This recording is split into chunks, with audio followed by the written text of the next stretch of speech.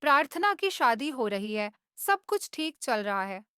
फूलों की सजावट, मंत्रों की गूंज और रिश्तेदारों की भीड़, सब कुछ एक सपने जैसा लग रहा था। लेकिन इस सपने में छिपा था एक बहुत बड़ा झटका। इसी मंडप में आता है रौनक। कोई नहीं जानता कि वो वहां क्या करने आया है। दरअसल रौनक ने पहले ही शादी कर ली है, और वो भी प्रार्थना के साथ। जी हाँ, आपने सही सुना। रौनक ने चुपचाप, बिना किसी को बताए, प्रार्थना से शादी कर ली है। लेकिन मजेदार बात यह है कि खुद प्रार्थना को इस शादी के बारे में कुछ भी पता नहीं होता। जैसे ही शादी की रस्में पूरी होती हैं और दूल्हा अपना चेहरा दिखाता है, प्रार्थना को तगड़ा झटका लगता है। वो चौंक कर पीछे हटती है और सोच में पड़ जाती है कि ये क्या हो गया।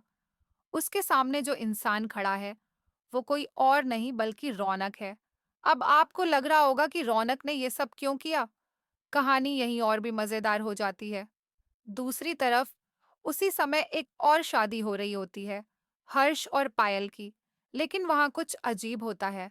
स्मिता जावेरी, जो कि रौनक की फैमिली से हैं, अचानक वहां पहुंचती हैं और हर्ष को देखकर जोर जोर से चिल्लाने लगती हैं। वो कहती हैं, तुम्हारी हिम्मत कैसे हुई ये सब करने की? और रौनक कहाँ है? हर्ष घबराता है, लेकिन फिर वो सच्चाई बता देता है। वो कहता है, रौनक तो प्रार्थना की शादी को रोकने गया है। वो उसी के मंडप में है। ये सुनकर स्मिता को बहुत गुस्सा आता है। पायल के पापा भी नाराज हो जाते हैं और तुरंत अपने दो गुंडों को बुलाकर कहते हैं, जाओ और रौनक को लेकर आओ, जहां भी वो हो।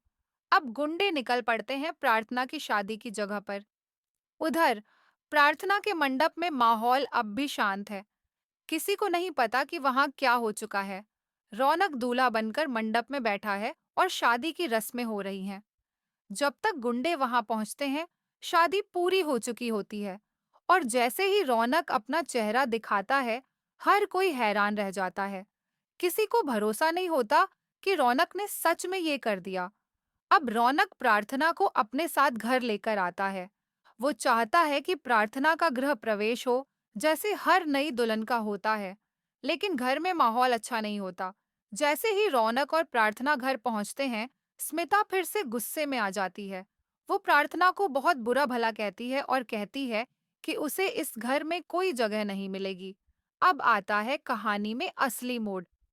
रौनक साफ साफ कहता है, अगर आपने प्रार्थना को इस घर से निकाला, तो मैं भी इसके साथ चला जाऊंगा।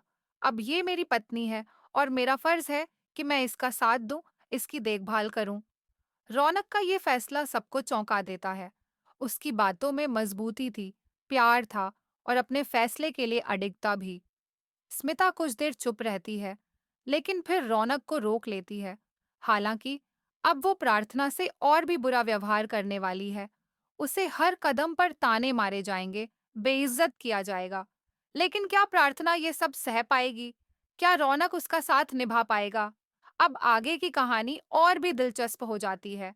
एक तरफ है रौनक और उसका प्यार, और दूसरी तरफ है परिवार की नाराजगी, समाज की सोच और प्रार्थना का टूटता हुआ आत्मविश्वास।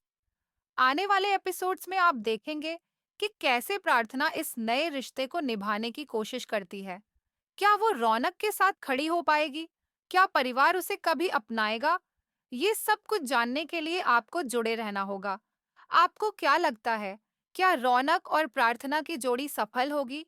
क्या रौनक का ये कदम सही था? हमें कमेंट करके बताएं और इस तरह की दिलचस्प कहानियों के लिए जुड़े रहें। अब तक अगर आपने नहीं किया है, तो प्लीज फॉलो जरूर करें।